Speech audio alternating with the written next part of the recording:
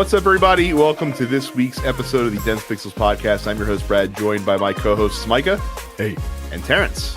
What's up? If y'all hear me eating, look, it is what it is. I'm fucking hungry. I mean, just lean away from the microphone. Like you gotta do like I do, where like I go out of frame and like hold my drink up while I'm drinking on camera, so that it because these microphones pick up everything.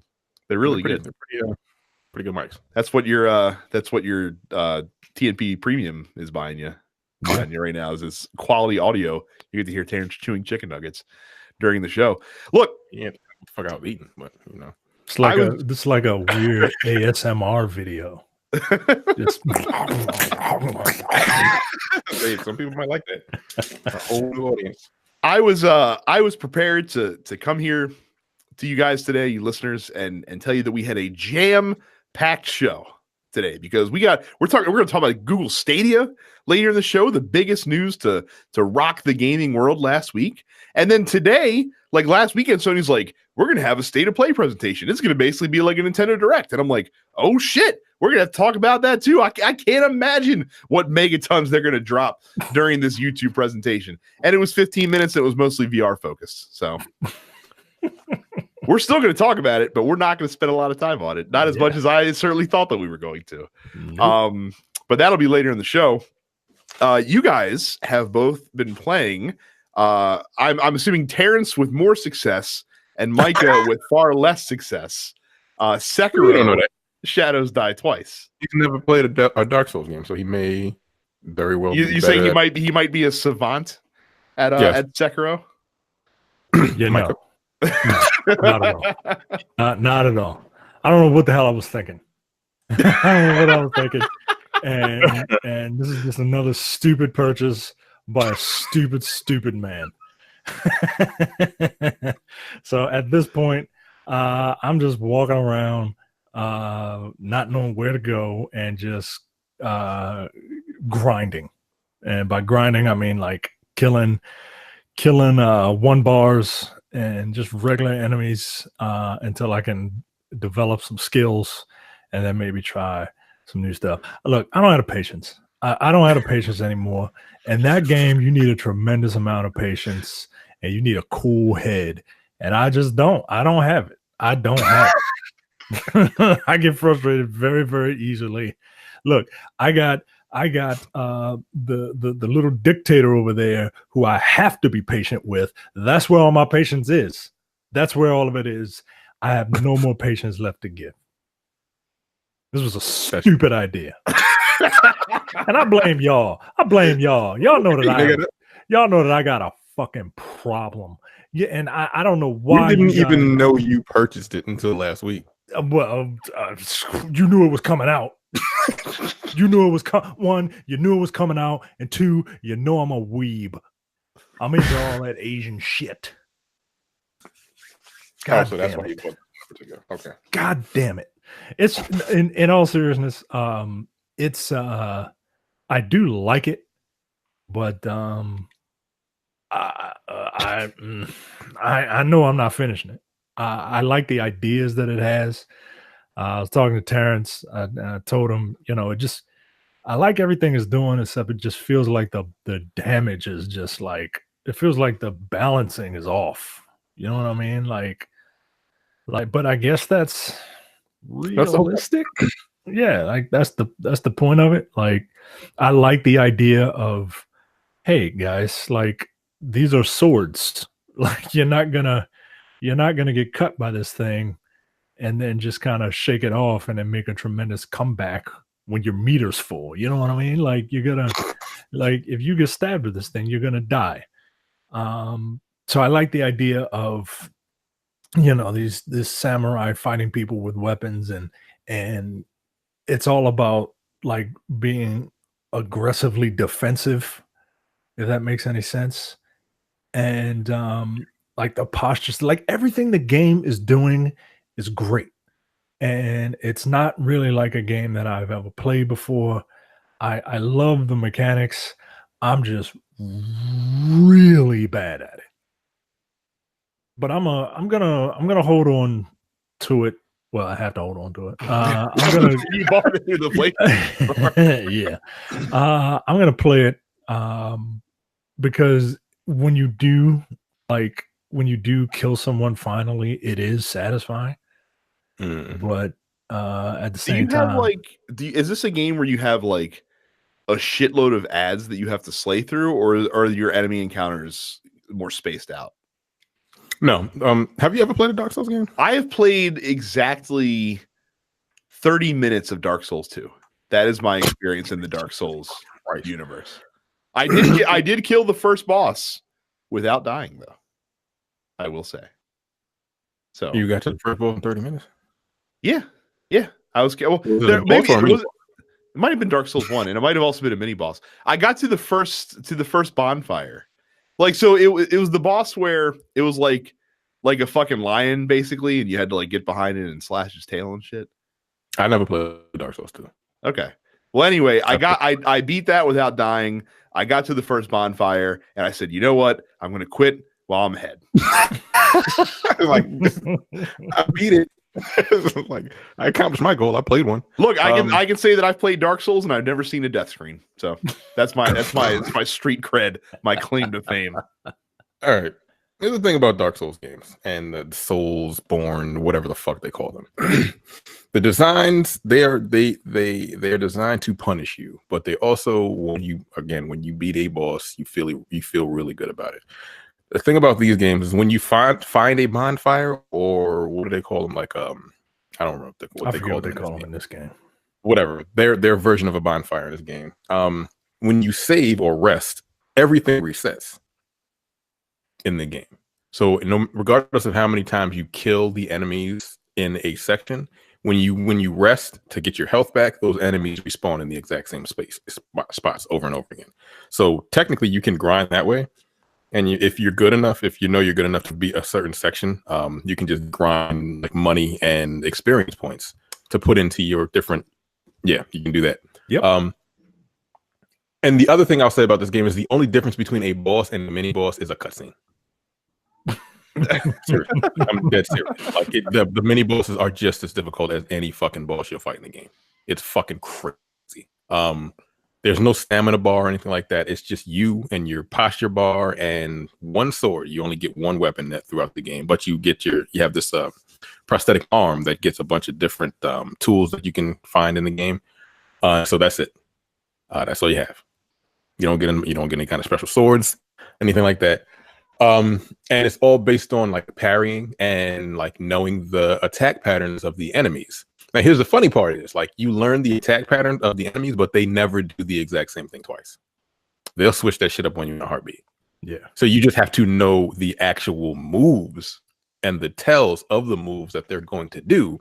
And those moves more than likely either going to one-shot you or take about 80% of your health, depending on how much health you have. You have to beat those bosses and the mini bosses to extend your health bar or your attack power. To extend your damage, you got to beat a boss, like an actual boss. So I think my attack power is at 4 now, and my health bar is, I don't know what the fuck it is. But everything hits hard, even regular enemies, even wolves. Yeah, like you get hit by a wolf maybe 2 or 3 times, you die. You get hit by a regular enemy if they catch you in like, if you don't know that they're going to hit you with like a 5-hit combo and you don't block, you're gonna die. Yeah, some of them are just like bang bang. Yeah, they just attack. So you got to block all 5. But if you block all 5 attacks, or if you parry all 5 attacks, their posture bar is just maxed out, so you can kill them. So technically, you don't even have to swing at them for them to tire themselves out to hit them with the death blow. But again, bosses and mini bosses, fuck them, fuck all of them, because they're all infuriating. And then I found later on in the game, because I don't know how, I haven't the slightest idea how far I'm into the game. I don't know where the fuck I'm going at this point. I'm probably about 15 hours in. I've beaten 2 bosses and I've beaten maybe 8 mini bosses. Mini bosses just become regular fucking enemies because fuck you. Like they become regular enemies, but with 1 health bar instead of 2. Oh shit. So I was like, yo, what the fuck is so okay. Cool, whatever, fine. I'm a little stronger. I know their attack patterns. Regardless, again, you can know their attacks. You still get hit once or twice, you die, and you lose. And the other thing about look, I like the game, I do, I really do. But the other thing about this game is they have this thing called Dragon Rot, and when you die a bunch of times, I think I've probably died well over 300 times in this game. I'm not even exaggerating. I'm serious. Like there are some times when a boss hits me, I'm like, fuck it, I'll just take the death and just whatever, start over, because I'm just too frustrated at this point to even try. But Dragon Rot is basically the system, and when you keep dying over and over again, like when you die, you lose half of your money and you lose some of the experience that you gain to level up to your shit. When you get to Dragon Rot, yeah, half. Like I was fighting one time, I had like 3,000 gold, and losing half of that is a pain in the ass. Yo, it is a kick in the fucking dick, yeah, dude. But there's a thing that it's called unseen aid. Basically, that if you die and you see unseen aid, you don't lose anything. And that's because you've spoken to like multiple people in the world, and you get more unseen aid as you speak to more and more like merchants and shit like that and people in the world. When you get Dragon Rot, what happens is unseen aid just disintegrates. It gets less and less. And basically it happens the more and more you die, the more Dragon Rot hits the world, and people get sick and they're coughing and all kinds of crazy shit. And so when you get a lot of Dragon Rot, your unseen aid drops to like 5%. It starts at like 30, I think. Starts at 30. I'm at 15. Yeah, so right. But you can get rid of it. You have to do a certain thing in the game to there's called dragon tears, I think. And then you have to go once you use that, but they're finite. So who knows, once you get to the end of the game, if you're at like 5% Dragon Rot and you keep dying, you just lose every fucking thing. But you get the dragon tears and you go to the bonfire or whatever, and then you can clear the rot. So the best bet is to, like, if you know you're about to fight a boss, just let that shit stack up until you beat it, and then just clear it. But then again, those dragon tears are very finite in the game. I guess, I'm assuming. I only have one right now, and my Dragon Rot is at like 10%. Because I posted a video yesterday of me fighting a boss. That was my win I was fighting for about an hour before I beat him. Yeah. Fuck this game. But at the same time, I really love it. I'm amazed that you could fight that boss for an hour, but won't stand in a line for more than 10 minutes. Yeah, because I'm doing something in the game. Standing in the line, I'm just sitting there. That's What are you doing? You're fucking headbutting a brick wall until finally, you crack the mortar after an hour. Yeah, but it's a great game, man. It's hard. I think it is. I think it's harder than fucking Dark Souls. Like, because it's, you know why? Because look, I've never played a Dark Souls or Bloodborne game, but I've heard people talk about it. Yo, this game is so deceptively simple. That's the other thing. Like, it's nothing but parry, jump, block. That's it, man. It's rock paper scissors to the extreme. Like, it's rock paper scissors, but if you're rock and or if the enemy is rock and you choose scissors, you get hit in the head with the rock. You know what I mean? Like and you die. And you die. Like literally, like again, they can one shot you, and you're just, it's a wrap. Like, it's crazy, man. But again, once you actually beat these things, like, it's just like, yo, I actually did it. And then I see other people, like, I know I can beat this fucking game. Like, I refuse to let this game beat me. Fuck that. Because people are putting up like I'm not looking at videos or anything like that, but like I might have to, because my sanity is slowly whittling away as I play this game. The sanity bar that's in the game that they don't tell you. Yeah, you can't see it. Like, you're just like, yo, why the hell did this wolf just kill me? Like, you might get stuck in a corner, but the other thing about the game is, like, it's beautiful. Yep. Like, I don't know how far you've gotten into it, but there's a section that I made it to yesterday, and I'm like, yo, this looks completely different than the level I've been in for the last 5 hours. Wow. It's telling you, like, I would push on. Yeah, it's all about knowing those moves, man. Like, if you just take the ass whooping, and then once you finally beat that shit, because that one I only used 2 health potions, and I was ready. Like, and the other thing, once you get to that, you had to beat him 3 times essentially. And the 3rd time he starts shooting lightning at you. I'm like, yo, what the fuck? And that was the first time I saw an elemental enemy in the game. and I'm sure there are more. So I'm like, okay, cool, whatever, it's fine. But it's a great game. Like, it's the praise that it's getting is well deserved. But like, look, it is not for everybody at all. No, it just isn't. Yeah. My prediction is that there's no way that Mike is still playing this game a week from now. There's no way Mike is playing this game after the 23rd of next month. It comes out the 23rd. Mortal Kombat. Oh, like look, I'm gonna enjoy this for as long as I can, and then the second Mortal Kombat comes out, and that's just because that's the next game on the list. Not because I'm like super looking forward to Mortal Kombat. Man? No. It's just because that's the next game on the list that I'm getting, and I am going to virtually jettison that Sekiro. I'm going to purge it from my existence. It's a really fun game. I mean, it's a really good game. Like how you correct me. Like, fun is relative. Like, I enjoy it. This shit ain't fun. That shit ain't fun, yo. Sometimes it just ain't fun. Like, you like, yo, come on. I'm on a mini boss now. He's armored. I don't know how to beat him. Like, I hit him with a death blow. The nigga just got up. I was like, yo, what the fuck? And he doesn't have a circle. He's got one health bar.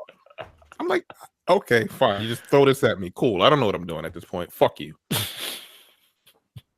So you got to figure that out. Everything's like a puzzle in that game. I admire both of your resolve. Well, I'm sorry. I admire Terrence's resolve when it comes to Sekiro.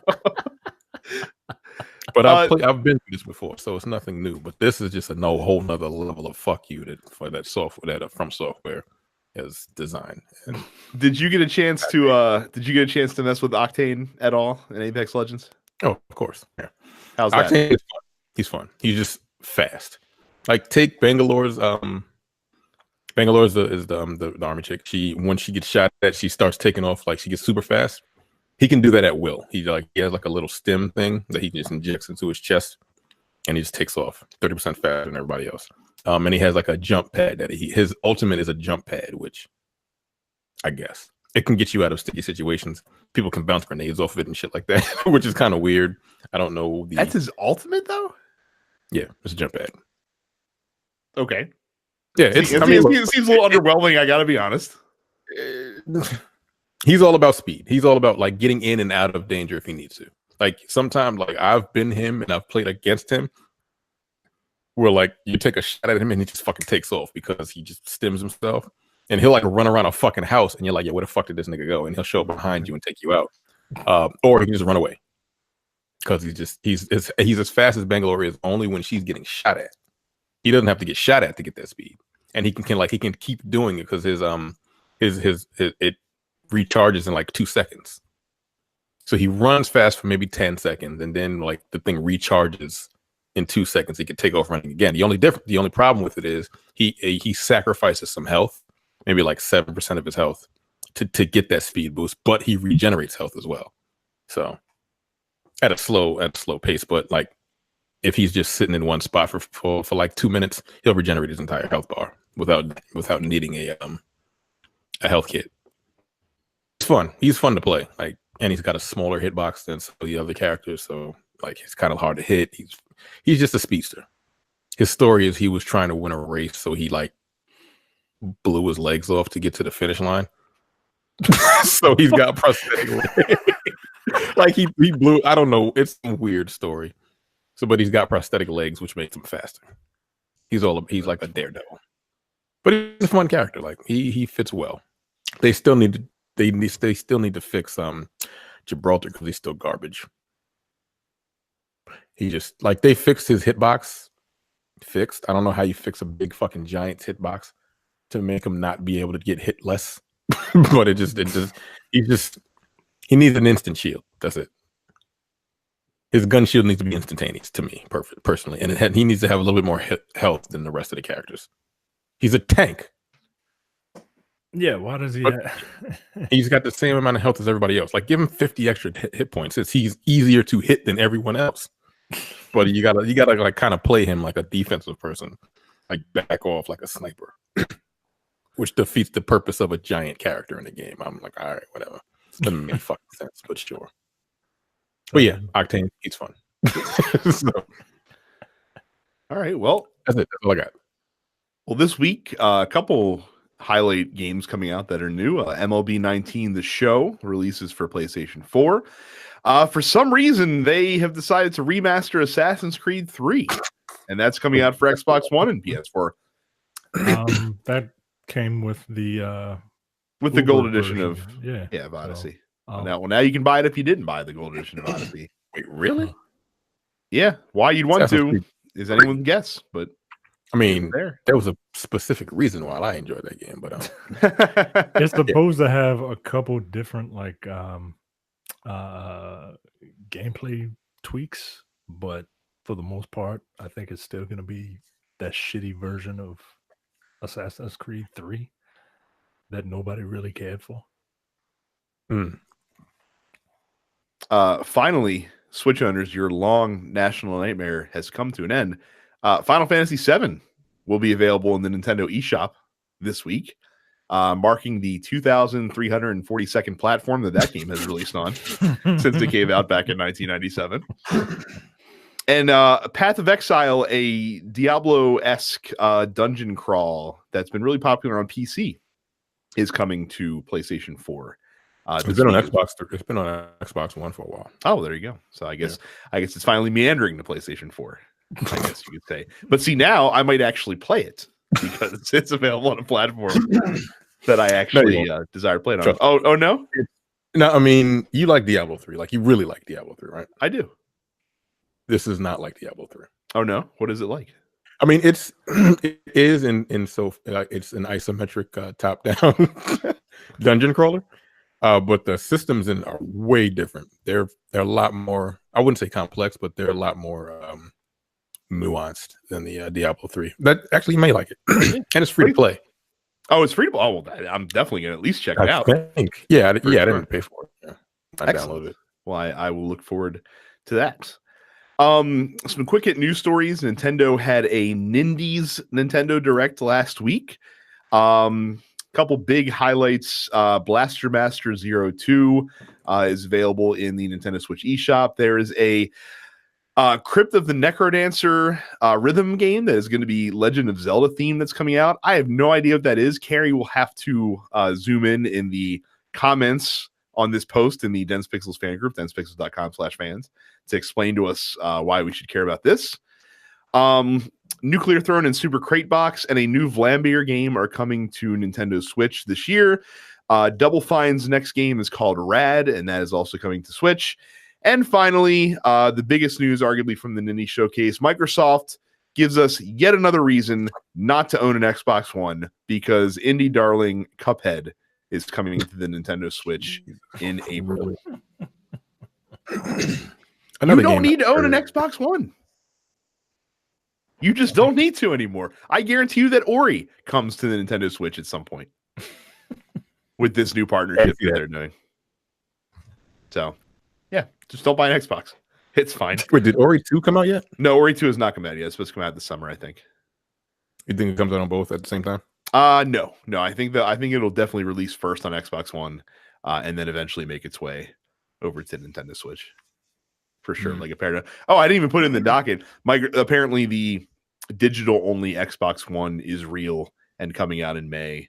No word on pricing yet, so kind of hard to really give an opinion on that until we know how much it costs. Because if it's more than $200, then get the fuck out of here. $200, that's it. Yeah. So they really want to be a baller. They really want to be a baller. They'd come out at $150. I mean, look.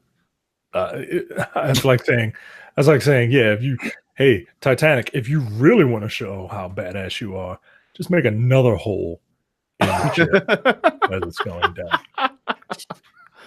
I would just scrap it. Just scrap it and just get ready for the next box. Honestly, I don't know who that system is for, because it's not like if you already own an Xbox One that you're going to trade down to the digital only version. That wouldn't make any sense.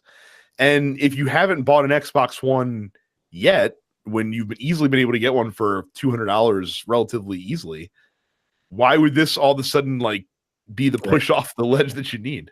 Right. And it's not going to be like necessarily for the Walmart crowd, right? Because it's download only, right? Like, yeah, they probably we'll talk about it later, but infrastructure in this country isn't really that great. Like I said, hold that thought, because we will talk about that later, because it is relevant to future topics for sure.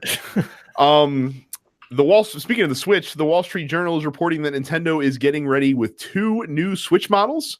One that's going to have enhanced features, and one that's going to be a downgraded, cheaper option that they see as a successor to the 3DS. So looks like we might be getting the handheld only version, the undocked version of the Switch, and then like a Switch 8, like a Switch X, basically Switch Pro, coming out perhaps later this year. We will see. I would need to see, like, I have to see what a Switch Pro would offer me before I could consider if I would spend another $300+ on such a thing. I can't imagine what that would contain, though, that would be worth buying it again, essentially. You know what I mean? What if they made it bigger? I'm cool with the size as it is. I gotta be honest. What if they increase the width of the Joy-Cons so that, I mean, they're still like small like this, but maybe they would like grip your hands a little better if they were longer. I don't know. Like I said, if my Switch is docked, I'm playing on the Pro Controller, so that's also kind of irrelevant as well. Like I said, I just don't like what are you going to upgrade to 1080p in handheld mode? I don't care that much. The screen's 5 inches big. You know what I mean? Like you're not going to see the benefits of that resolution if you do that. Phones have like 4K screens and shit, right? Yeah. But again, if it's a screen that's small, like it's not like you're seeing individual pixels at that point. So yeah, I'm not sure what an enhanced Switch will have, but supposedly we might find out later this year. Call of Duty Mobile is being brought to the West by Activision and Tencent. It is coming to Android and iOS later this year. This has been available over, I think, in China for quite some time. So look forward to that if that's something you're excited about. If you want a free-to-play mobile version of Call of Duty Mobile is coming. It's been available in China, branded as Call of Duty. That is a good question. I mean, Tencent is behind it, so that's what is leading me to believe that that's the case. Okay. So that's just odd to me. I can't imagine a bunch of Chinese people are looking to play a bunch of bro dog U.S. troops. maybe not. Like I said, the article makes it sound like it's not something that's available yet. I could have sworn I heard something about this many months ago, though. So that's why I'm thinking that it's already something that exists. And then finally, a couple of bits of news about the Epic Game Store. Firstly, the Epic version of Metro Exodus far outsells the Steam version of Metro Exodus. Of course, the Steam version was only available via pre-order before the exclusivity was announced, but it did much better once it did make it over to the Epic Store, which is not surprising at all, because I can't imagine that a ton of folks pre-ordered the game on Steam before it released. But probably more importantly, the Epic Game Store continues to lock down big-time exclusives. The upcoming Obsidian game, The Outer Worlds, as well as the upcoming Remedy game, Control, are both going to be exclusive to the Epic Game Store, bypassing Steam for in the future here. So people are pretty stoked about the Epic Game, or developers, I should say, are pretty stoked about the Epic Game Store. Good. Fuck Steam. So that is it for our quick hit news this week. Before we get to the main event, don't forget to go to youtube.com/densepixels. Make sure you check out this podcast in video format. Hit the subscribe button while you're there and ring the bell icon so you never miss video content. I do stream on the Dense Pixels YouTube channel as well occasionally. Make sure you go to densepixels.com/premium if you are not a premium TNP Studios Network member. It is only $5 a month or $50 for the entire year. You get weekly episodes of the Look Forward Political Podcast, bi-weekly episodes of the Airing of Grievances, No Time to Bleed, our Action Movie Podcast. Coming probably next week is going to be a new episode of the Men with the Golden Tongues as well. We are doing the tournament of Bond villains, Micah and I are. So look forward to that. We had a great time when we ranked all the Bond films in tournament format last time. So I would expect this to be no less of a lark this next episode that we're going to do. And of course, no matter what podcatching app you use, make sure you subscribe to Dense Pixels, The Nerdpocalypse, Black on Black Cinema, and Coming Distractions so that you get all of the TNP Studio shows delivered right to your phone or tablet. So the big news last week, of course, is the debut of the Google Stadia service. It is not a game console. It is a game service. Google took the stage at GDC. They unveiled everything for the first time to folks. So here's the top line rundown of what they announced. Now, keep in mind, GDC is a developer conference. It is not a consumer conference. So I was a little disappointed that this presentation wasn't more consumer focused, and there's a lot of questions that still need to be asked of this service afterwards. But given the venue that they were in, I kind of understand. So the whole premise of Google Stadia is that you can stream games on any device, anywhere. They showed Assassin's Creed Odyssey being played on a low-end PC, a Pixel 3 XL, a Google Pixel tablet. They showed it being played on a television via Chromecast. So the whole point is that you can stream your games up to 60 frames per second and up to 4K resolution. That's only going to be available through the Chromecast. However, you won't be able to get 4K resolution on, tablet, phone, PC. I guess you could do it on PC if your PC could support it. There's also going to be a tremendous amount of YouTube integration. So basically, you'll be able to go. The whole premise of this is you'll be able to go to YouTube and find a video on Assassin's Creed Odyssey, for example, and there will be a button that you can click. And I'm assuming if you own the game, we'll get into that later because that's still a question that I have. But you'll be able to launch the game directly from YouTube and be within the game in like 5 seconds time, according to what they say. No. You'll be able to share your achievements via social media very easily with a quick Google link button that's going to be on this Stadia controller. That is an optional buy. They did also say that you could use any controller with this that's compatible with any device that you're using it on. But the Google Stadia controller will also have a Google Assistant button, so that the example they showed is if you're playing Shadow of the Tomb Raider and you need help in a tomb that you're in, you can ask Google Assistant to help you find this tomb, and they will immediately take you on the same screen to a YouTube video that shows you how to do it, for example. The controller connects directly to the cloud rather than the device that you're playing on. So I'm assuming that besides the Google Assistant part of it, this is supposed to help with latency, I suppose. They announced a ton of games that were coming out for it. They announced Doom Eternal was coming. Jade Raymond was there, and she talked about wanting to, develop first-party Google games. So those are the big, top line, broad overview of the platform. So before we start digging down deep into this, what were your guys' initial reactions to the Stadia announcement? I think What did I say last week? Say again. What did I say last week? What did you say last week? Oh, you're not going to play it because it's streaming. Yes. We live in America. But go ahead. You go ahead. This whole thing read like a Bernie Sanders campaign, right?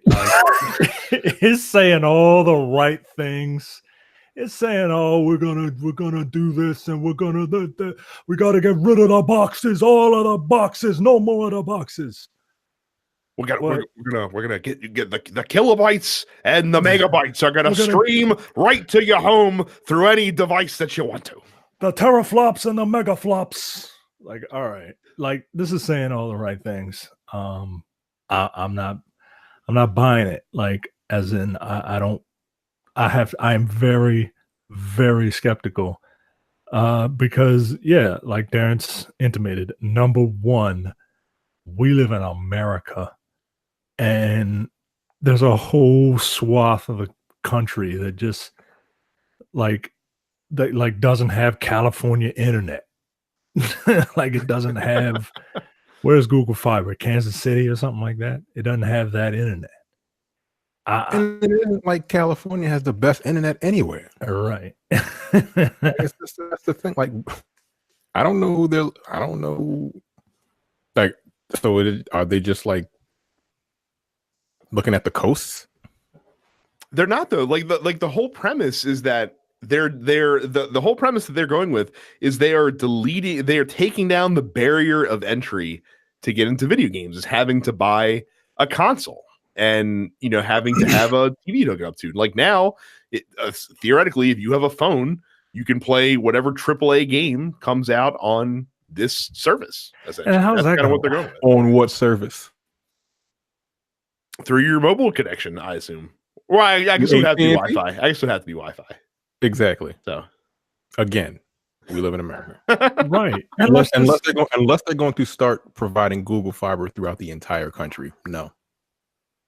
And let's say, right, like your internet, your bill, your Comcast, your Cox, your Verizon. Hold that thought,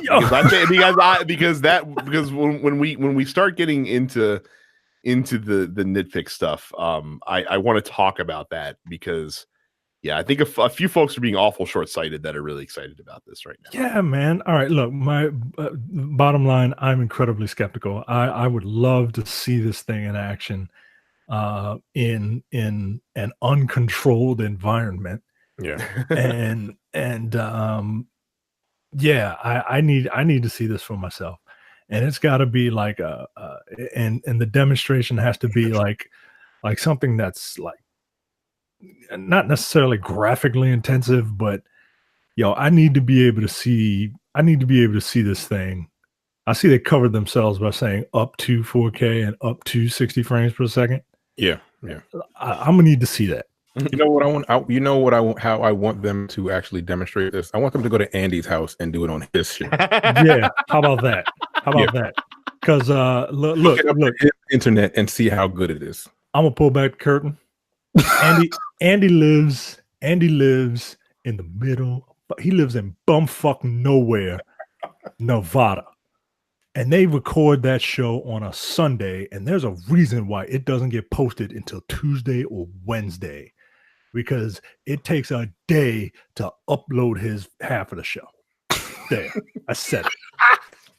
Now, one thing that I think was very smart that they seem to be really keying in on. So the whole premise behind the Stadia name is that it is they invoked stadiums as kind of what they're going with here. So obviously stadiums not only has the event that you came to see, but you have the audience as well. And they were leaning very hard into content creators with this announcement. And I think that's actually a really savvy move on their part. The two big features that they announced, besides of course the YouTube integration, which I think if anyone should be somewhat concerned from this Google Stadia announcement, it's Twitch, because they're making a big push to get content creators to come onto YouTube with this.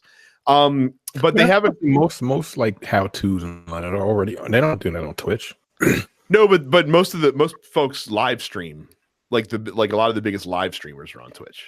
Yeah, that's true. But... So and I think Google wants to get more of those folks over on their platform. There's a couple features that they introduced to help this. The first one is called crowd play. So apparently this is literally like the virtual version of putting your quarter on the arcade machine, and you can play. You can try to get in with your favorite streamer, basically. So like your favorite streamer with the touch of a button can open up their game to folks that are watching them, and you can hop in and play with your favorite streamer. I could see a lot of streamers using this to great effect with their audiences. The other thing that they showed was a new feature called State Share, so that you can literally take a moment in a game and you can chop that moment up and share it in a link with everyone else. And you can literally, someone can click on that link and they can be transported to the exact point in that game with your same inventory, with your same progress that you've made through the game, and play the game from that point, so that people could do, crazy, boss challenges and things of that nature. that you can easily share with folks. They had Dylan Cuthbert with Q Games, who said he's developing a game specifically around this feature. So I thought that was kind of interesting. If this works as they hope it will, that could be one of the cool features that comes from this. But I think, like I said, I think leaning into streamers is a very smart way to go, because it's going to be difficult to pull people off of their platforms. And I think if you have a lot of influencers that are evangelizing your product, it's going to make that transition a little bit easier. So that's one of the things that I think that they did really well with this announcement.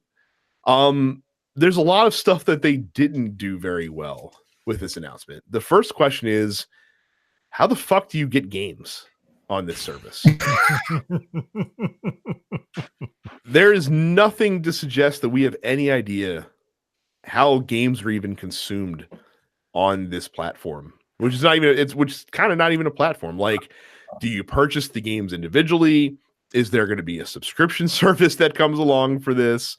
Like, I don't understand. Like, and if you are purchasing the games, what marketplace are you using? The Play Store? That is a huge mystery, and one of the first questions that needs to be answered whenever they next do an event. Well, you're going to have to create an account. Your Gmail will be your account. and that account is going to have all of the games that you purchased on them. And you can play those games on any device anywhere, correct? Supposedly. So technically you just buy the game, and regardless of just streaming from whatever fucking cloud nonsense they're talking about, and wherever you may be in the United States of America, where you'll be able to stream a 4K 60 frames per second game without any kind of nothing except for the cloud. Yeah, okay, cool. So I have Call of Duty, so I want to play it on the plane. All right, how am I going to do that? You're not going to do that. Okay. But like, I can play it anywhere on my phone, right? As long as you have Wi-Fi connection, apparently. Do they have Wi-Fi in plane? Not gaming Wi-Fi. That's right. That's what I'm saying. This is what I'm saying. Who has gaming Wi-Fi that's going to be able to run that? Do you think, Micah? Do you think you'd be able to do this on your internet? I know I won't. Okay, that little pause where I wasn't saying nothing in the beginning of the show, that was because my internet was crapping out a bit. So let's get into the internet discussion, because they did not even come close to addressing this particular aspect of the presentation. So the closest thing they said is that basically you need to have like a minimum speed of like 25 megabits per second to make this work correctly. Now, I don't know if you guys are aware how much. So let's take Netflix, for example. Okay. Netflix now has a lot of 4K content that's available if you have the 4K platform. Do you guys know how much data a 4K movie is coming across your bandwidth, basically? I've seen 1080. I know how much it takes for a 1080 to go through. So it was like 5 to 7 per second, megabytes per second, and that's a Netflix movie at 1080p. That's 5 to 7, and sometimes people can't get that. You asking minimum 25? I just looked it up. What is it? 25 megabytes. Like per they say Amazon at least Amazon recommends 15 megabits per second, while Netflix advises 25 megabits per second for a 4K movie to stream. But again, that's a movie. Right. That is a one way. That is a one-way stream that's happening here. And again, we're talking, you know, like you guys have said, this is America. Internet on the coast, pretty damn good. Yeah. Internet in the middle of the country, not so much. And then the other problem is you have internet service providers, Comcast, cough, cough, who love to impose data caps on everyone's consumption. Yeah. You're gonna get data caps, and then they're gonna come out with a new pricing model, and then it's going to that pricing model. I mean, look for this to run optimally, like for you to get the same experience you have with a PC or a console, you're gonna have to buy the controller. Am I right? I mean, you do not have to buy the controller. You don't have to. They are recommending that you do it, but you don't have to do it. Right. So let's just say you bought one because I'm Stadia, bro. You get the controller. You need a Chromecast. You need. You don't have to have a Chromecast. You don't have that. No. For the experience of me sitting on my couch playing video games. I mean, you technically don't need a Chromecast. What do you? You can do it on your PC. No, nah, sit on at his television. Nah. And I know you can hook your PC up to your monitors or whatever. Like, nah, I don't do that. My PC is for two things, and work is the second one. So if I'm sitting right here and I got my controller in one hand, my Chromecast in my other, and I'll have to have an exorbitant, like some outrageous Comcast bill. And then let's say they do a subscription service, right? Which I don't know how that's going to work, but let's just say they do a subscription service. Like, I see this costing way more to play a couple games than it is to just wait a year for a console price drop and do it the traditional way. Like, I want to see how it works. I want to see how it works. I want to see how it works because I don't think you can do it. Not here. You can do it. You could try. Like Japan. You can do it. Like, if anyone's going to do it, it's going to be Google. I don't think they can. Look, you're right. They can do it. I just don't see how. I don't see it. And I need to see it. It's and launching. I don't think it's financially beneficial for the amount of money they're going to put into this and the amount of money they're going to get out of it. I don't see a lot of people adopting it. What is what's their end game, right? Because they're going to lose a ton of money, like you said. They're going to use a ton of money implementing this. Is it just to get people's information? Like, is it just to get people's viewing habits so they know how to advertise better to you? It's the bolster. No, I mean, honestly, the end game of this, like, if you're looking at the cynical viewpoint, is to bolster YouTube, to get more people watching YouTube, because they make a fuck ton of ad revenue from YouTube. Like, why do you think that the streaming aspect, like the broadcast aspect of this, was something that they hammered on so hard? It's for YouTube. So you're going to be wait before you continue. So you're going to be streaming to people so they can watch you. You don't. I mean, to be clear, you don't have to broadcast your gameplay. No, what I'm saying, if you want to do so, you're going to be streaming to have people watch your gameplay on top of the game streaming to you as well. No. Well, so because everything, all the computing is being done on their end, on the server side.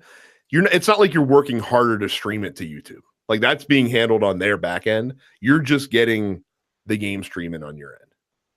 Yeah, I don't see it. I mean, I get what you're saying, but again, and the controller is going to be connecting to the cloud and all this other shit. Still got to deal. I don't give a fuck what they say. You still got to deal with latency. Oh, you will. There's no. I can't see how, like, competitive fighting games would ever be able to be played. Or shooters. I don't, or Sekiro, like, or anything. Like, what are you going to be streaming? Where you going to be able, that 1-to-1 reaction between controller and what's happening on screen? Where you're going to be just as good as somebody like Shroud playing Apex Legends, and it's all streaming to not only your controller for whatever the fuck reason, and your PC. Like, no, yeah, I really would love to see how this works again for just like the layman person that pays whatever they pay for their internet. Well, I mean, the good news is, since there's no box, we're all going to at least try it when it comes out. Like, every single one of us is going to fucking give it a shot. I'll try it. I got how do you get the games? Oh, you know they're going to give you some free shit right off the bat. Sure. Okay, whatever. I mean, or play something free to play. Play Apex on there. I'm sure it'll be on there when it launches. Yeah, and then when I pull the trigger and that shit don't shoot up for another second, I have to pull like click. No. I mean, this is one of those things where people are going to have a high level of skepticism for sure. And it's going to be one of those you got to see it to believe it sort of things. The ball is completely in their court. They're going to have to prove it. Don't be an early adopter. I mean, early adopt what?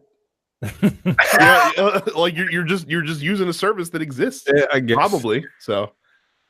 And well, but you have to like, get the kinks out because there will be. How are you gonna like? What's the monetary? Like, how much money do I have to give you to shoot a shotgun and not see the buckshot hit the wall for 7 seconds? Yeah. What do I got to do? I got to do the fucking Gears of War test. Right. Like what? Like those servers were always terrible. You just got used to it.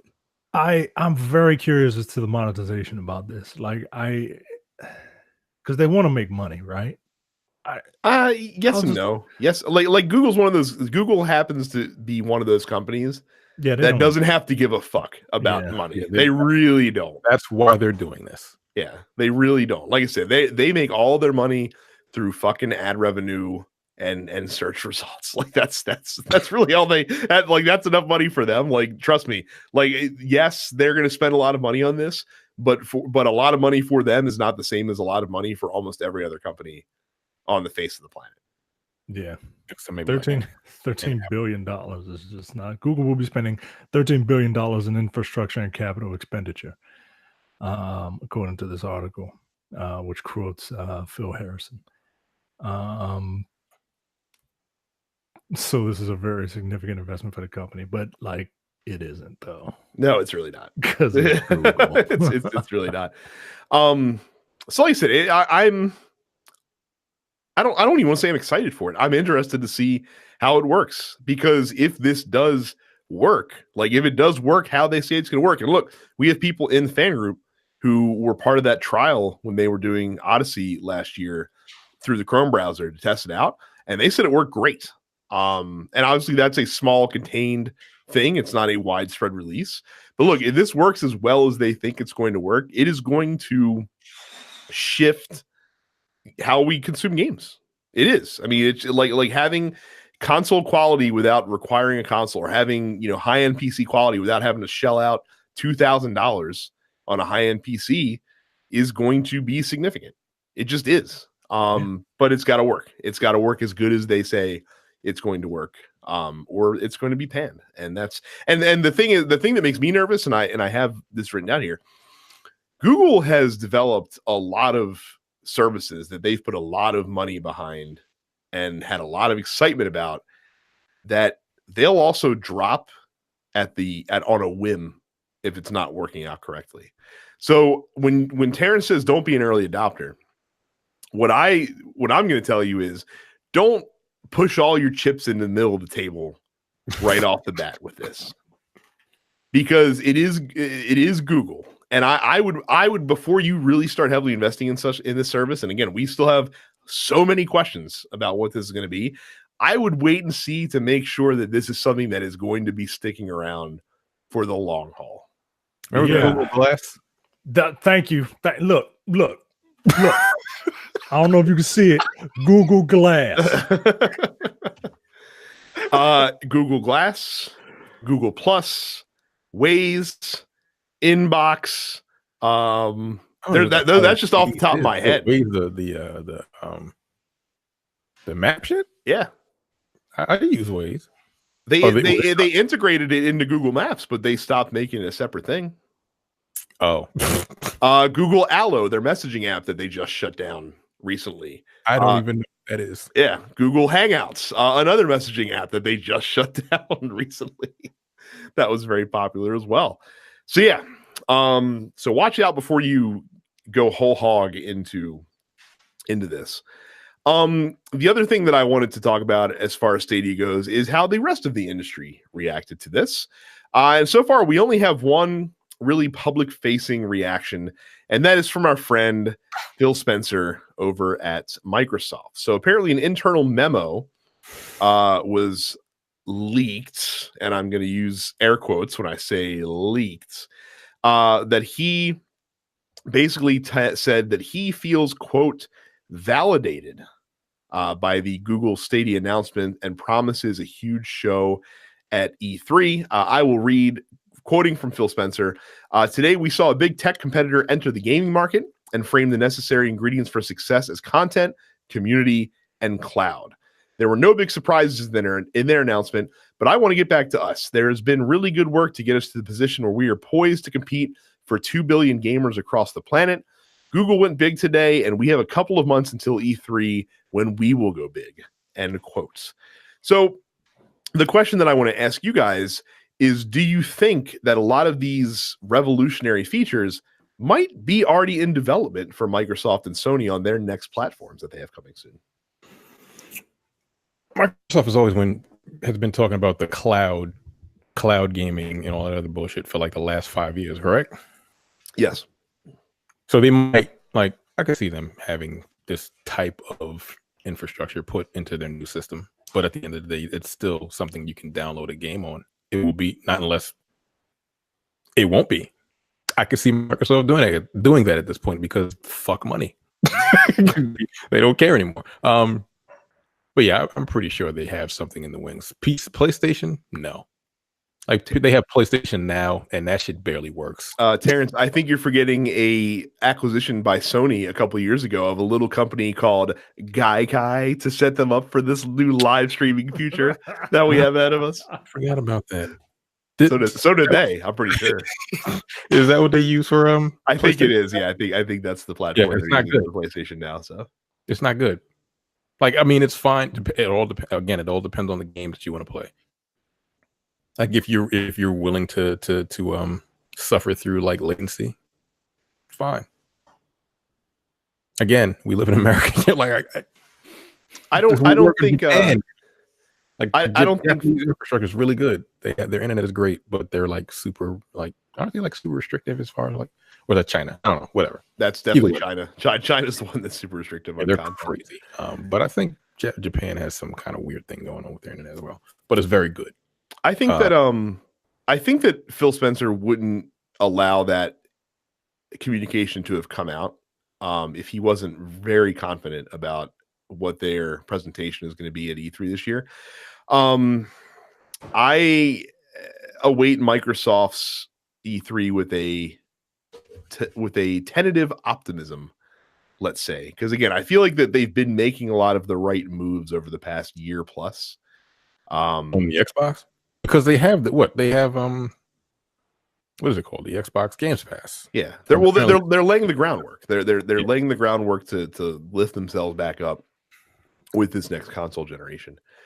And again, I wouldn't be, and Microsoft would be a company that would have the infrastructure to be able to kind of, take advantage of some of these features, perhaps. Right. To their credit, Xbox Live is the best. Like, it's just like, as far as online services, it's the best out of all the consoles. It is.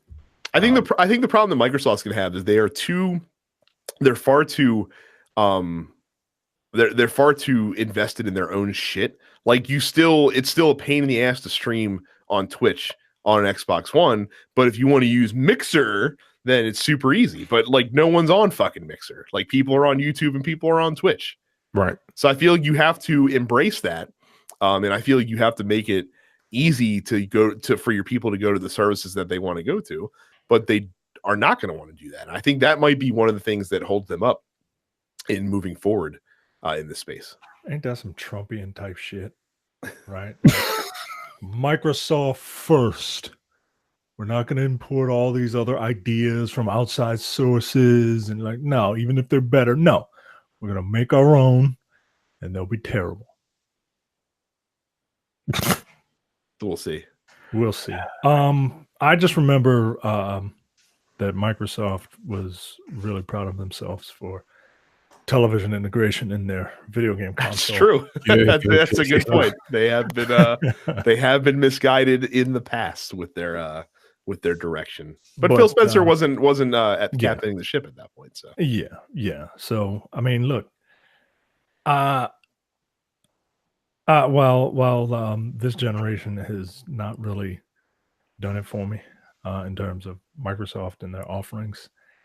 I'm still very curious to see what next generation will be. I think they're gonna bounce back and yeah, he feels validated. So I'm very curious. I don't necessarily want the next Xbox to be all about, cloud-based gaming, much like, television integration and multimedia. The Xbox will be your one-stop shop for all multimedia entertainment. And people didn't really take to it. I'm sure there's still people who, use I even forget what the microphone thing was. Xbox on. I'm sure. The Connect. Yeah. God damn. I'm sure people will lie and say that they use it and they still watch television in the corner of their screen while their game has been shifted to 900 by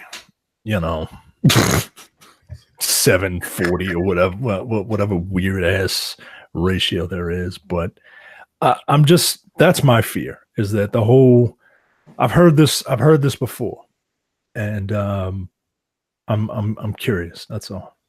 So before we move on, I did just want to make a mention of Sony and Nintendo. They didn't say anything publicly about this, and I don't think that those two companies have anything to really worry about from Google Stadia, because here's the thing. When you have an immensely strong first-party platform, which both of those companies do, you don't got to worry about shit, because people buy your box to play your games at the very least. Now, that in the long term, that's not a recipe for success. Like, you still need revenue coming in on your digital store. You still want DLC. You still got to have all that crap as well. But in the short term, I don't know if you have to react to this as much as Microsoft needs to.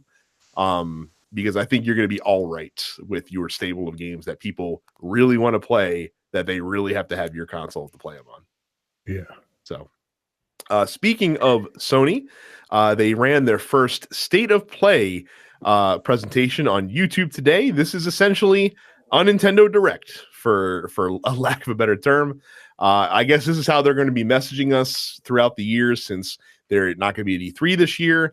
They see how well this is working for Nintendo and decided to follow suit. So, Micah, tell us what they announced during the State of Play.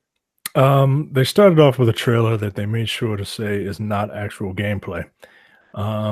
You are in first person on a Learjet, and you realize that you're doing a very bad Robert Downey Jr. impression, talking to the AI Friday, and your plane gets shot, and you fall out, and all of a sudden the Iron Man armor just comes to you, a la Iron Man 3, right?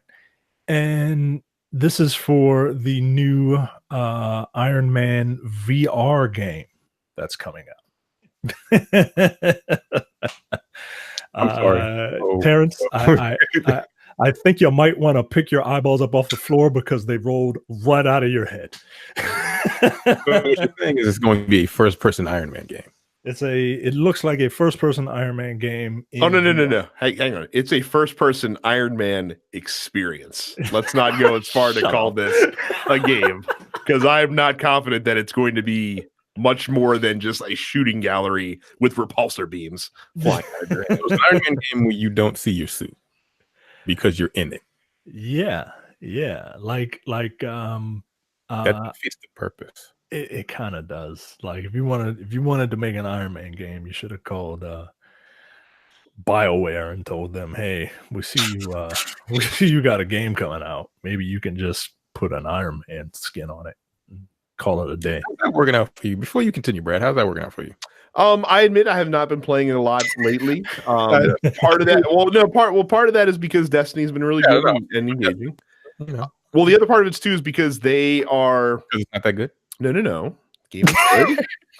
Okay. They're pushing it. I haven't been playing it this week, because early last week they announced a new update that they're pushing out this week that adds cosmetic stuff that you can get in Strongholds, which is nice, because so far the only way to get it is by buying it in their store with in-game currency or real money. Or like literally the only way to change the way, outside of like customization, is as far as color and shit like that. This is more for like emotes and decals and stuff like that. So And they fixed a lot of the loot issues that the game has had. It's still GM3 is still not any real reason to do that yet. They still kind of have to tweak that up, but GM2 has been fixed to be a lot more rewarding. So again, game is fine. There's more content coming for the game next month. It hasn't been a priority to play it for me. So I've seen a lot of people praising Division 2. Yeah, I've also seen a lot of folks talking about the bugs in Division 2 with a very laissez-faire attitude, as if bugs don't matter anymore, I guess. But that is a tangent that we don't need to get on. I think we do. I feel like we do. We're going to derail it too much if we. I haven't seen too many people talking about bugs. I've seen them, but again, they talk about them in a manner that's just carefree, like, oh, what a weird thing this is that's happening in the game. How weird, like MTash did a video about how literally your accuracy stat doesn't matter on PC.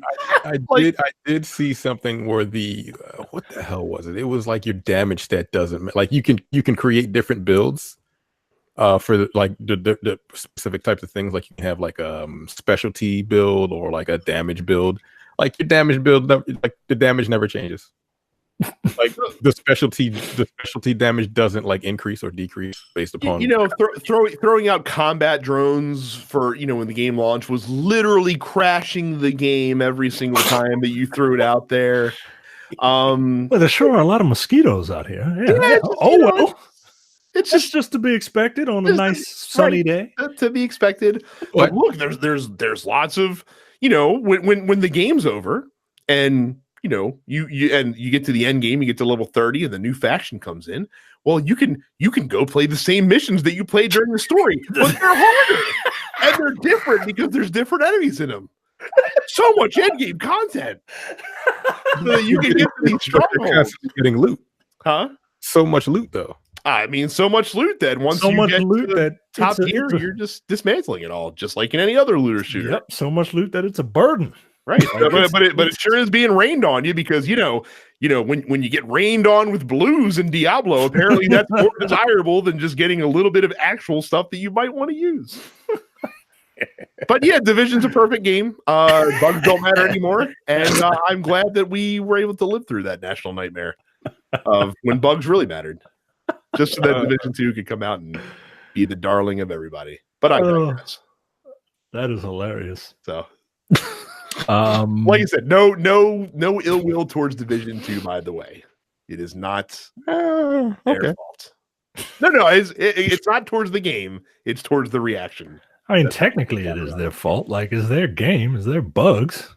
Yeah, but again, I'm not going to criticize them for having bugs. I expected in these type of games. So oh man. Next up is a game that apparently people really like this franchise and this spinoff of this franchise, and I just do not see it. It is Crash Team Racing, nitro fueled. PR as well. No, at least not that I saw. No, it's not going to be. This comes out in a couple months. They're just letting you know. Yeah, they're just letting you know that fake Mario Kart is coming out, and with legendary characters like evil bald guy with N on his forehead. That's Dr. Neo Cortex Micah, the main villain of the Crash Bandicoot series. Oh, okay. And Dog Crash, Blue Dog Crash, and Lady Crash, and Steroid Crash, and I liked Crash Team Racing. Did you? When it came out. What was it about it? It had like the whole sliding mechanic. Mario Kart has that. Mario Kart has drifting. Yeah. And it's Mario Kart it first. Does it increase your speed? Like yes. When you come out of a corner that you drifted, you get a turbo boost. As a matter of fact, they have a whole maneuver called snaking where you just drift to get the speed boost. Did the first one have it? The very first one did not, but the Nintendo 64 version absolutely did. But it was the very first version of Crash. I'm talking about Mario Kart. On the Super Nintendo? Yeah. Oh. Yeah, I think Crash Team Racing had it first. Nah, Crash Team? nah, that's not correct. I gotta say it. When did Crash Team Racing come out? I don't Originally, I'm googling it. Like I was asking a rhetorical question. when did Mario Kart came out in 97.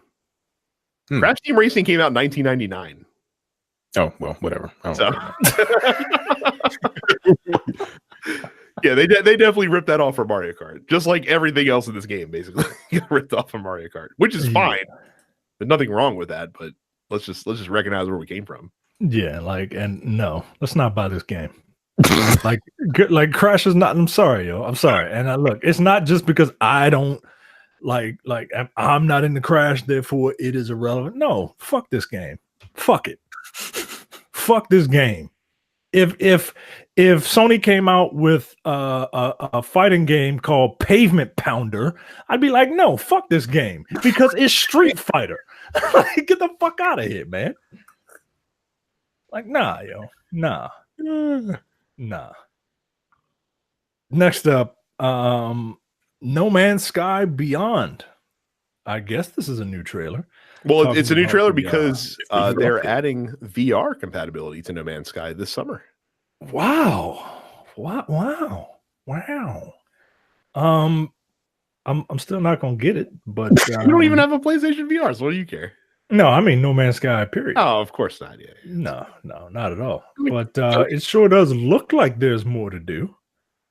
And aren't they promising like actual people? Yes, you can see in this trailer, you can see actual other people with you in the universe.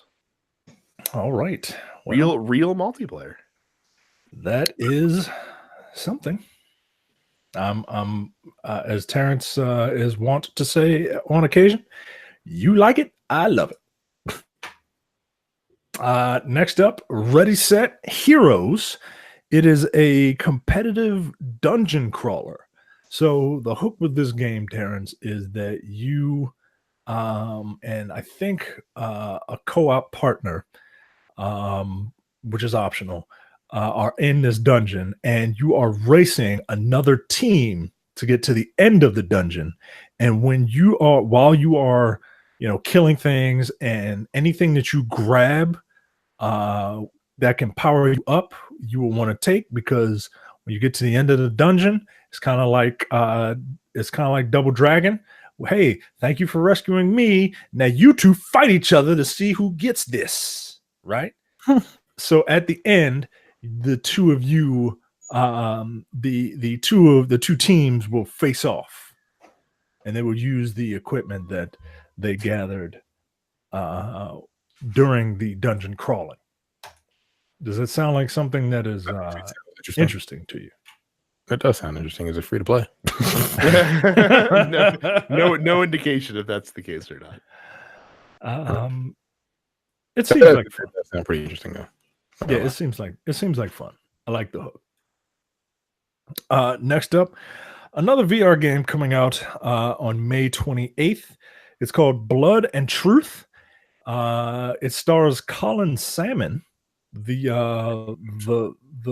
black guy from the Brosnan James Bond. Yeah, from the Brosnan James Bond. I'm already interested. Look, can I tell you something? Robinson's back. I hope he's playing Robinson in this game. So. Can I tell you something? I will consume any form of media that has a bunch of British people in it. So this is from Sony London. This is kind of if the London heist minigame that came packed in with the VR was an actual game, this is pretty much what you're getting, essentially. Yeah. So looks interesting. I don't have a PlayStation VR, so it doesn't matter. Yeah, I kind of just want to watch it. Like, I just like if it was a movie or a series on Netflix or something, I just kind of want to watch it because I like all those British shows because it makes me feel like I'm cultured when it's just their trash TV as opposed to our trash TV.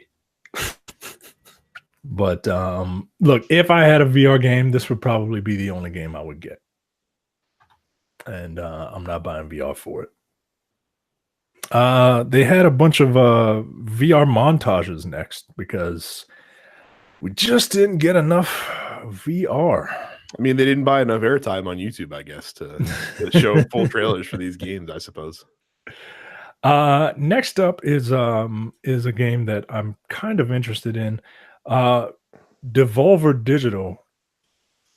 Do we know them from somewhere? Oh yes, they are the publishers of Hotline Miami, I do believe. They're also known for having a very edgy E3 presentation every year. That's like the anti E3, basically. Okay. They showed a trailer for this sci-fi thriller called Observation, where you see this woman. She is on a space station. Her name is Dr. Emma Fisher. She's on a space station, and the crew of her mission. Observation is a sci-fi thriller uncovering what happened to Dr. Emma Fisher and the crew of her mission through the lens of the station's artificial intelligence, Sam. Players assume the role of Sam by operating the station's control systems, camera, and tools to assist Emma in discovering what happened to the station and the vanished crew and Sam himself. The only reason I'm kind of interested in this is because it looks like space horror, and I like that. That's my jam. But I don't know. We'll see. It seems like a very passive game, kind of like a new take on an adventure, like a lot of point-and-click adventure game. And it comes out May 21st. It would depend on how much that is, if I get it. Here's something I won't get. Five Nights at Freddy's VR, Help Wanted. Just when you thought it was okay to go to Chuck E. Cheese again. It's never been okay to go to Chuck E. Cheese. You're right, because I don't want to go to a food establishment where their mascot is a rodent. Five Nights at Freddy's VR is just that. Five Nights at Freddy's in virtual reality. The same lame jump scares, this time in VR format. Next up, any comment on Five Nights at Freddy's? I mean, no, never played any of them. Yeah, we are not the target audience for that. No, we are not. Series, so. I don't know who the hell is the target audience for children somehow, but no, everyone on YouTube that plays Five Nights at Freddy's is faking their reaction. Every single one. I would tend to agree with you. Every single one of them. Next up is probably the most beautiful looking game. It's called Concrete Genie. And it is, here's the log line. It's up to Ash to paint his hometown back to life in Concrete Genie. The main character kind of looks like a teenage version of that elf who wanted to be a dentist from Rudolph the Red-Nosed Reindeer to me. I know it's just it's a very specific reference. But he looks like that guy to me. You see this kid. He's an artist. First of all, this main character is obviously the person that designed this game. Right. This kid is an artist, and you see him getting pushed around by bullies. Who one of them snatches his sketch pad and rips it up, and he goes off to find all his drawings, and he falls down, and all of a sudden he finds a magic paintbrush where he decides to commit a crime and paint graffiti all over the walls because that's what this is. Are we sure this isn't an infamous Second Son prequel? Because that's the vibe that I'm getting from the main character and the art style. So you see this kid, he's trying to bring his town back to life by pulling a Banksy on everything. And, so basically Disney's Epic Mickey, but with functional gameplay. There you go. What you're leaning at there. There you go. Look, it looks pretty. I don't know if I would pick this up, but do you have any comments on this, Brett? No, I'm not stressing this one. Yeah, at me all. neither. Yeah. Me neither. Here's another game that I'm not stressing. Days Gone. We got a new story trailer for Days Gone. Look, I'm going to say that this trailer disinterested in this game. I haven't seen the trailer though. The trailer interested me more in this game than I have been interested in this game to this point. But that's taking my interest from like 5% to like 15%, basically. Out of what? 100? Yeah. So like I'm still not interested to actually play the game, but I'm like, they're doing some cool stuff. The story might be all right. They're leaving some mystery in the story that you don't really know still quite what it's all about. So they're laying the breadcrumbs. Right. They're doing what they're doing. They're right? Huh? You know what the game is about, right? You don't know. Like that's what I'm family, saying. like freakers or whatever the fuck they're called in this game. But again, watch the trailer. It answers or doesn't answer any questions. It leaves you with more questions at the end of it. So there's something about this is going to sound real stupid. This is going to sound real stupid, and I understand that this only happens in my weird brain, but Days Gone reminds me too much of the Family Matters theme song because the Days Gone is in it. So I can't like that's the first thing I see. What is wrong with you? As days gone I know. by, like it just wow. And part of that is why I can't take this game seriously. I mean, look, and it's got this like hardcore like biker dude. He's a bounty hunter or some shit. He's fighting breakers and tweakers and meth heads and zombies and shit, right? But as days gone by, like I can't do it. Would you pick this up, Brad, on like a sale or something? I don't think I would. I need the reviews to be like out of this world. Yeah, it's gotta be.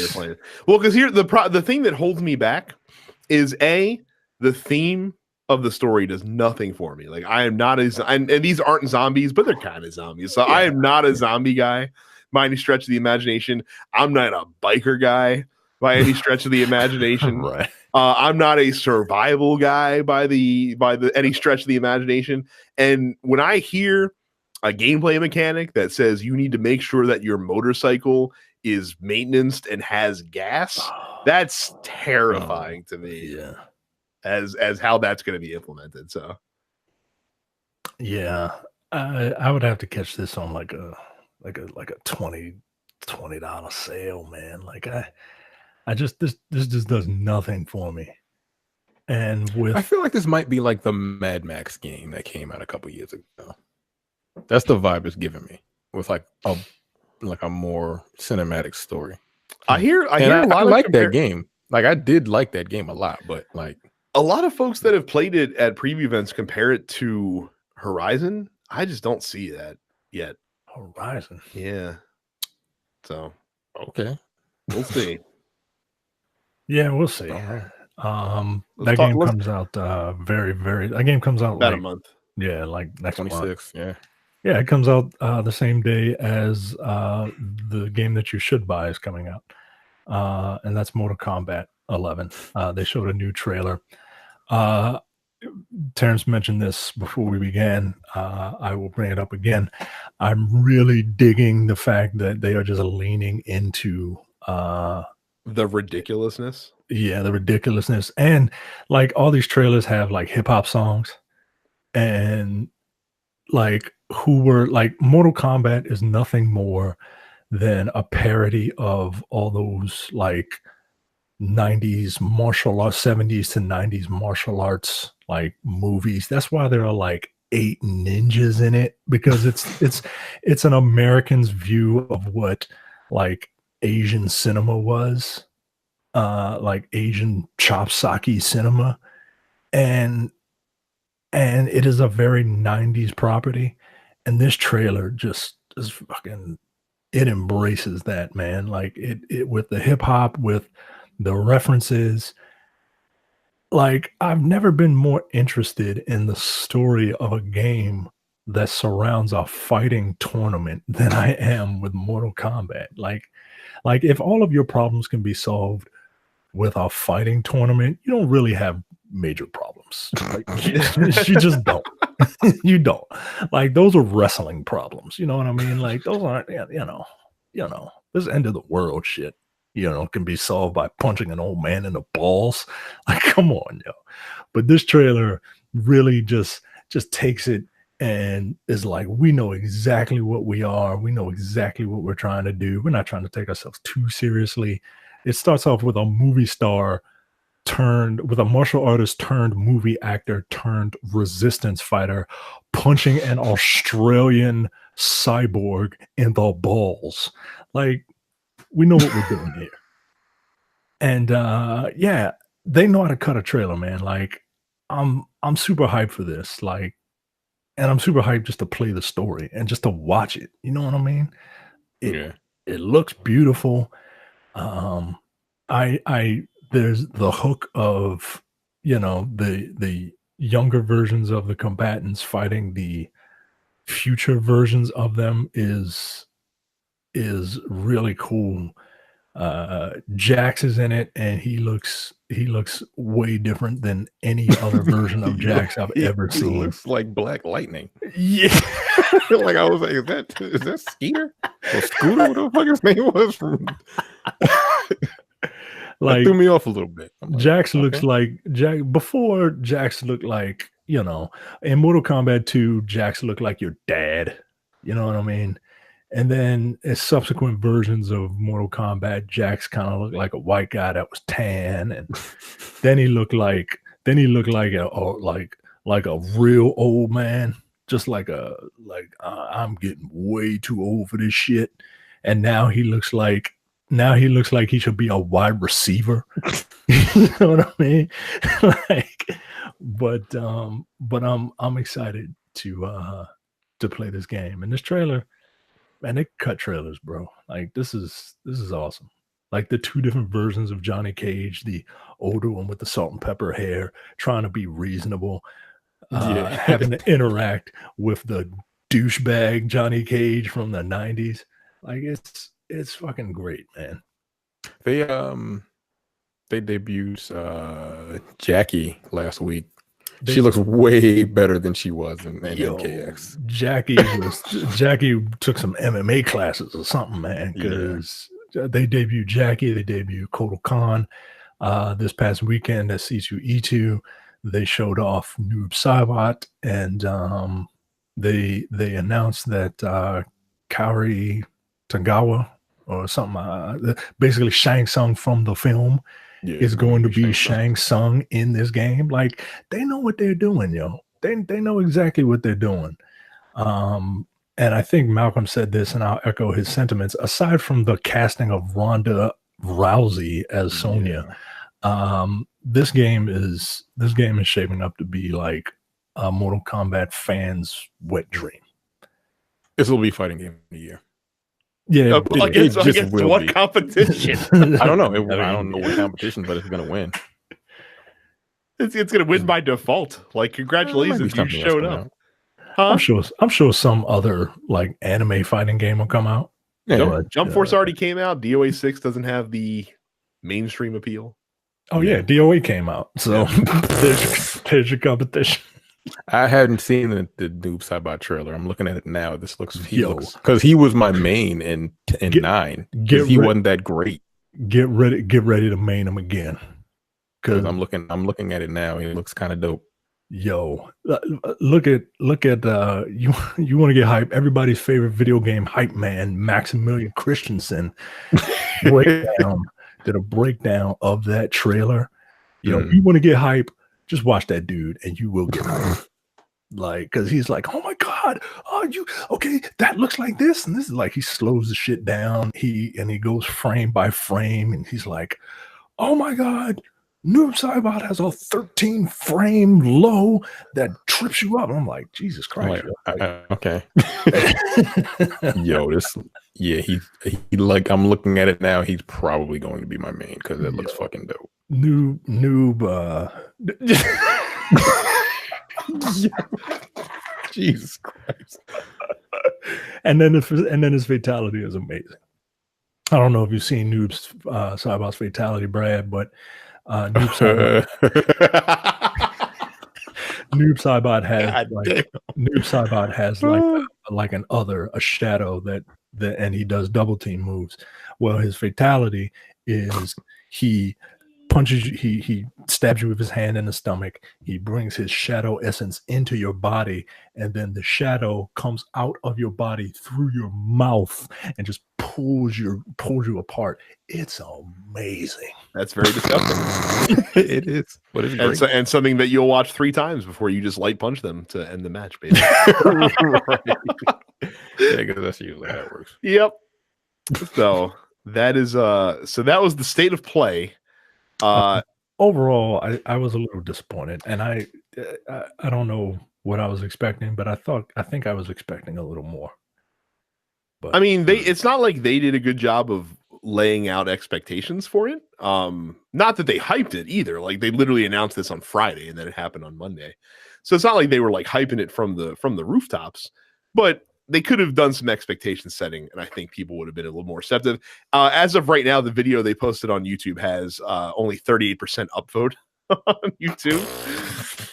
Look, on YouTube, thumbs down are just as good as a thumbs up in terms of engagement level. So I'm sure they're not hurting for it, but do a little expectation setting next time, and maybe you won't have such a downvoted reaction. I sympathize. Again, this one seems like it was just a thing to show you that, hey guys, PlayStation VR still a thing that you can still buy games for that look cool. So yeah, I totally forgot about it, to be perfectly honest. I don't blame you. So well, that is it for us this week. Don't forget, whenever buying anything from Amazon.com, big or small, use our link, densepixels.com/Amazon. Helps support the podcast, and you pay the same price. Don't forget to join our fan group, densepixels.com/fans. Make sure to follow us on social media at densepixels. Subscribe to the podcast on your podcatcher of choice. And you can also follow us on Twitch. Carrie uses the handle Suppets Carrie. Terrence is Apparition410. So if you want to see him struggle and fail, I might stream that. Yeah, it says some Sekiro. So you can do that. So that is it for us. Thank you all very much for watching and listening. We will see you next week. See you. Thank you. You're watching the Dense Pixels YouTube channel. Click the subscribe button while you're here, and make sure you check out our weekly podcast where we discuss the latest gaming news and our impressions on what games we've been playing.